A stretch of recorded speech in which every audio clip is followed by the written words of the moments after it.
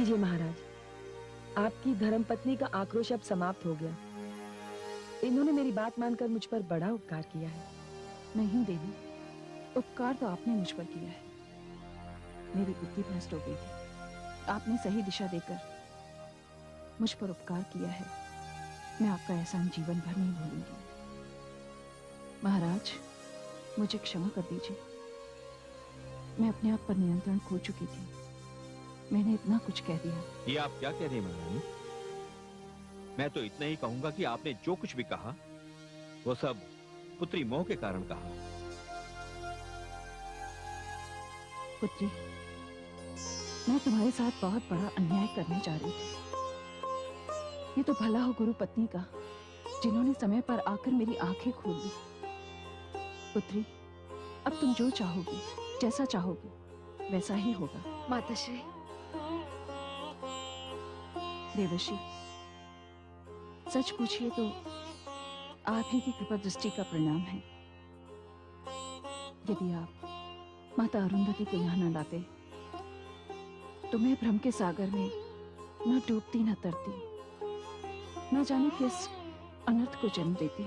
देवी मैना, आपने तो सुना ही होगा, अंत भला तो सब भला। जो कुछ भी हुआ उसे आप भूल जाइए। इस कक्ष के बाहर एक मंगल कार्य हम सब की प्रतीक्षा कर रहा है। बाहर आपके राज कर्मचारी, महामंत्री और राजपुरोहित सहित पुत्री पार्वती का शगुन लिए हमारी प्रतीक्षा कर रहे हैं। और ये तो मेरे लिए बड़े ही सौभाग्य की बात है कि शगुन की इस शुभ घड़ी में मैं तब भी उपस्थित था और अब भी हूं। नारायण नारायण।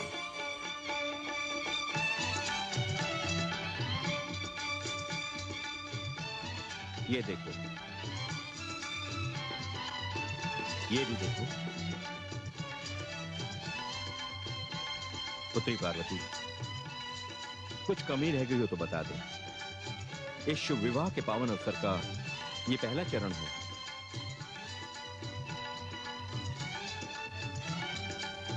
नारायण नारायण। आप दूल्हे को विवाह के लिए वचनबद्ध करने नहीं, दूल्हे को मोल लेने के लिए आए। मुझे सब कुछ नहीं चाहिए। ऐसी परंपरा तो होनी भी नहीं चाहिए। दूल्हे के लिए दुल्हन से बढ़कर कोई उपहार नहीं होता। स्वीकार होगा, स्वीकार होगा पुत्री। जिस विनम्रता के साथ महाराज हिमांचल भगवान शिव को ये शगुन भेज रहे हैं, उन्हें स्वीकार होगा। आप चिंता ना करें। पुत्री पार्वती, तुमने कुछ नहीं कहा? पिताश्री, आपने जो सोचा, जो किया वो उत्तम है, सर्वथा उचित है। महाराज, यदि कोई कमी रह गई हो तो हमारे जमाता भगवान शिव से क्षमा मांग लीजिएगा। महारानी मैना, जो दोनों हाथों से सदैव बांटते आ रहे हैं, उन्हें कभी कभी कुछ ग्रहण करने का आनंद भी तो उठाना चाहिए। आप चिंता ना करें, भगवान शिव को इससे बहुत आनंद मिलेगा। महाराज, शगुन लेकर चलने का यही शुभ मुहूर्त है, हमें चलना चाहिए। महाराज, आपकी यात्रा मंगलमय हो, पथ शुभ हो। देवर्षि नारद, जब यात्रा में आप साथ होंगे तो यात्रा तो शुभ होगी ही। नारायण नारायण।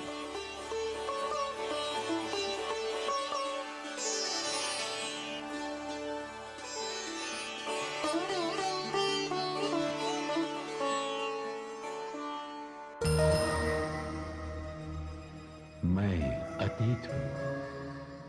पर्वतराज के यहां से भिजवाया गया शगुन भगवान शिव ने स्वीकार कर लिया।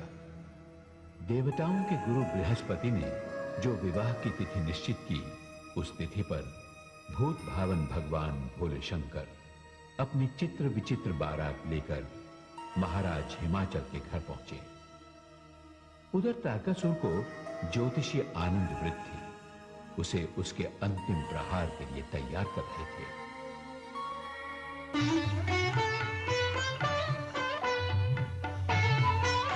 महाराज, जब से हिमाचल पुत्री पार्वती का जन्म हुआ है, मैं तब से आपको निरंतर सावधान करता आया हूँ, किंतु आपने अभी ज्योतिषाचार्य जी, और मैंने भी उसे समाप्त करने के लिए निरंतर प्रयास किए, किंतु वो हर प्रयास से बचती रही है। पिछली बातों को भूल जाइए महाराज, किंतु इस समय ग्रहों की स्थिति के अनुसार यदि आपने अपने जीवन का अंतिम प्रयास ना किया तो बात आपके हाथ से निकल जाएगी महाराज। कहना क्या चाहते हो ज्योतिषाचार्य? स्पष्ट शब्दों में कहो। तो सुनिए महाराज, आज भगवान शिव और पार्वती की भांवर पड़ने वाली है। देवगुरु बृहस्पति तो उनके विवाह का मुहूर्त भी निकाल चुके हैं। महाराज, यदि ये मुहूर्त टल गया तो आपके जीवन पर आया हुआ संकट भी टल जाएगा। हाँ महाराज।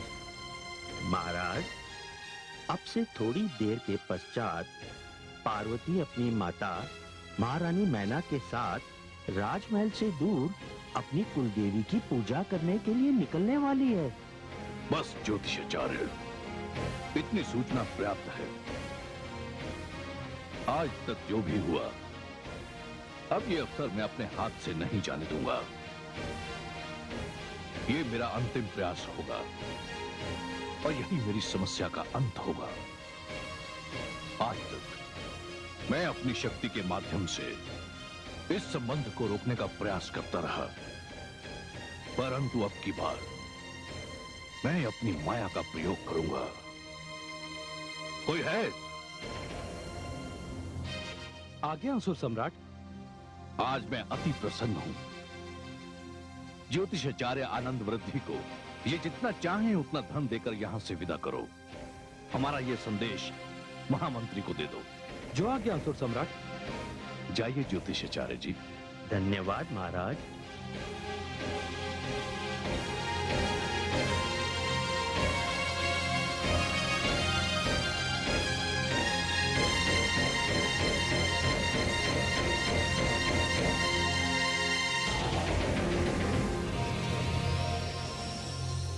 शिष्य, वर्षों पहले तुमने एक प्रश्न किया था, क्या तुम्हें स्मरण है?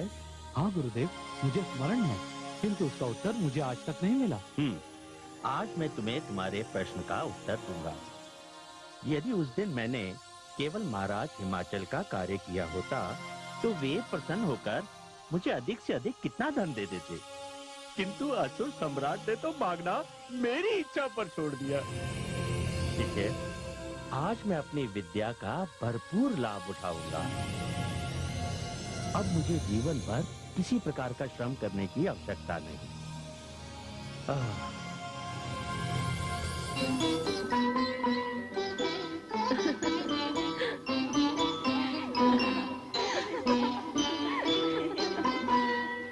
प्रणाम राजकुमारी जी। राजकुमारी जी, महारानी जी आपकी प्रतीक्षा में हैं। आपको कुलदेवी के मंदिर जाना है उनके साथ। जब आप कुलदेवी की पूजा करके लौट आएंगी तभी बारात की द्वार पूजा होगी। तुम चलो, मैं आती हूँ। जी राजकुमारी जी।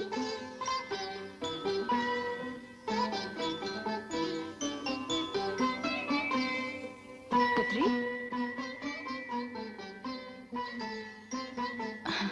कितनी सुंदर लग रही हो। चलो पुत्री, बहुत देर हो गई है। चलिए माताश्री।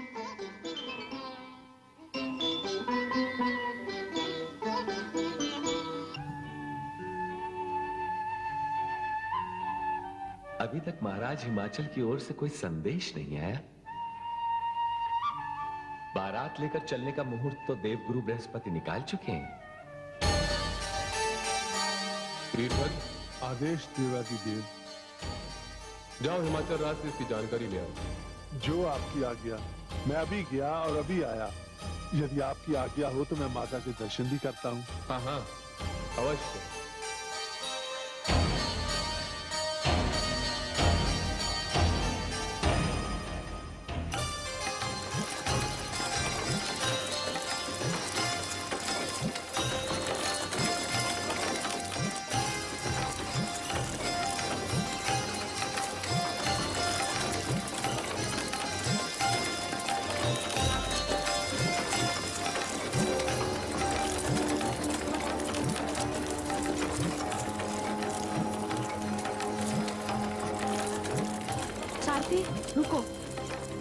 आरती?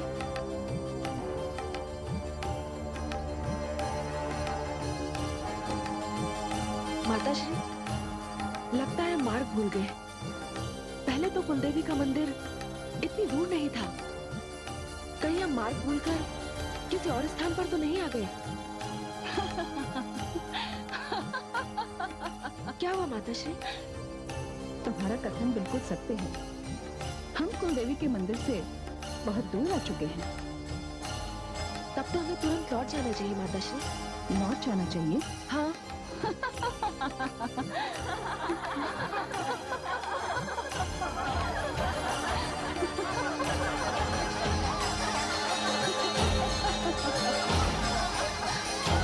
क्या हुआ माताश्री? अब तो लौट के जाने का प्रश्न ही नहीं उठता। माताश्री।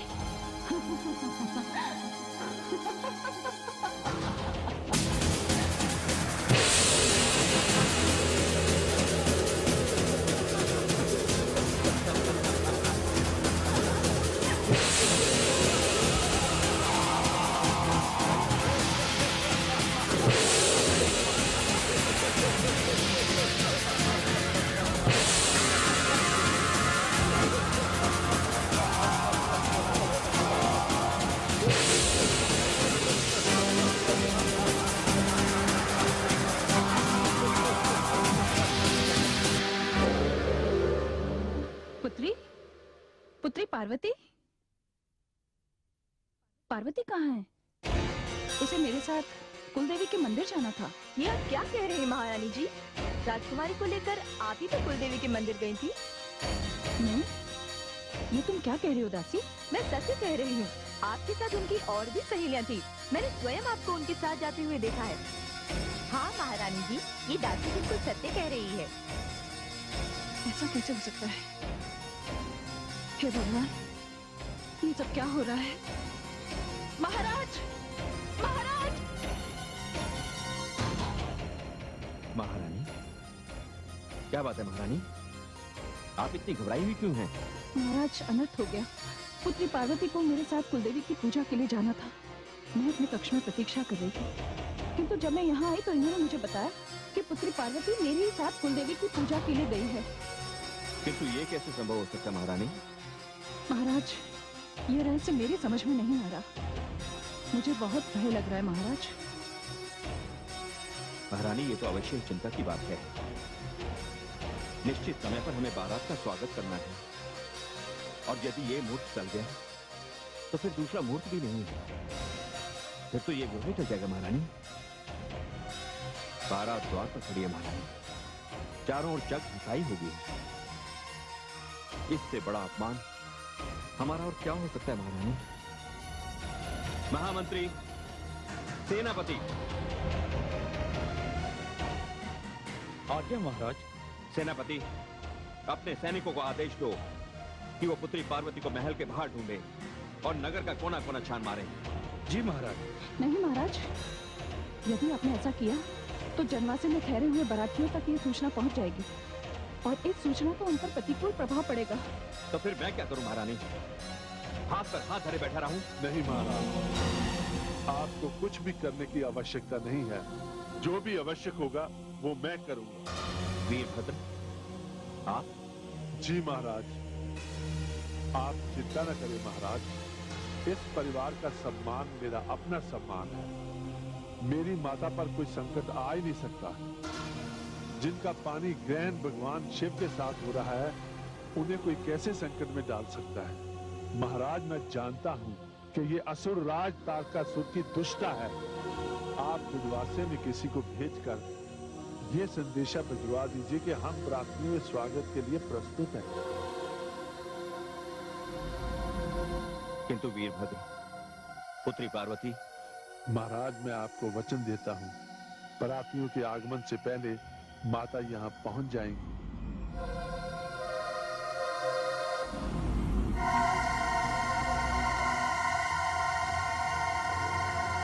यदि आप बिना किसी विरोध के हमारे नगर चली चलें, तो मैं आपको विश्वास दिलाता हूं कि मैं आपका कोई अहित नहीं करूंगा। मेरा उद्देश्य केवल आपके और शिव के विवाह को रोकना है। तू क्या रोकेगा इस विवाह को? तेरा सामर्थ्य क्या है? तू तो धारा में बहते हुए तिनके को भी नहीं रोक सकता और चला समय की गति को, नियति की प्रगति को रोक ले। मैं इस विवाह को रोकूंगा, अवश्य रोकूंगा। मैं कहती हूँ मुझे जाने दो, अन्यथा अन्यथा का उत्तर मैं देता हूँ।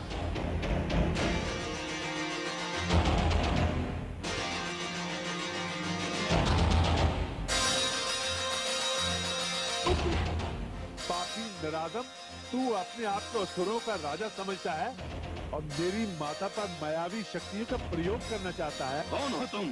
मेरा परिचय तेरे 2 बार भेजे हुए सैनिकों से तुझे मिल चुका होगा। अंतिम बार तूने 8 सैनिक भेजे थे, 7 को मैंने मार गिराया, 1 को मैंने जीवित छोड़ दिया ताकि वो तुझे उन 7 की मृत्यु का समाचार दे, किंतु लगता है कि भय के मारे वो भी तेरे पास नहीं पहुंचा। ओ वीरभद्र, तुम यहाँ से लौट जाओ वीरभद्र। अब यहाँ जीवन मरण का प्रश्न है।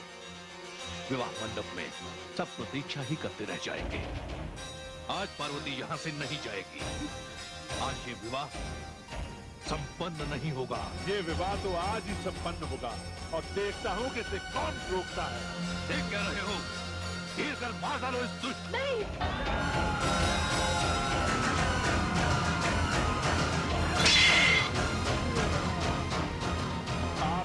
मत कीजिए माता, जिस पुत्र को आपका आशीर्वाद प्राप्त हो उसका कोई कुछ नहीं बिगाड़ सकता। आप पीछे हट जाइए, मैं आपको छूना नहीं चाहता।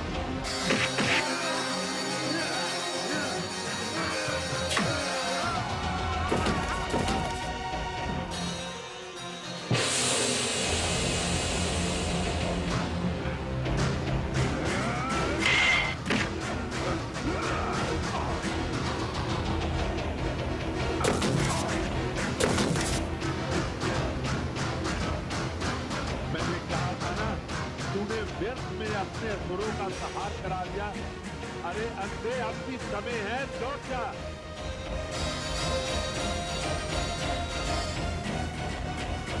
मैं तुझे मार कर ही लौटूंगा वीरभद्र।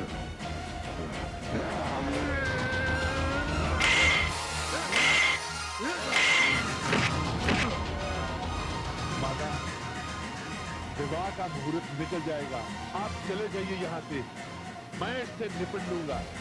नहीं पुत्र, मैं अपने पुत्र को इस स्थिति में छोड़कर नहीं जा सकती। नहीं माता, आप चले जाइए। माता भी कहते हो और जाने के लिए भी कहते हो। हाँ माता,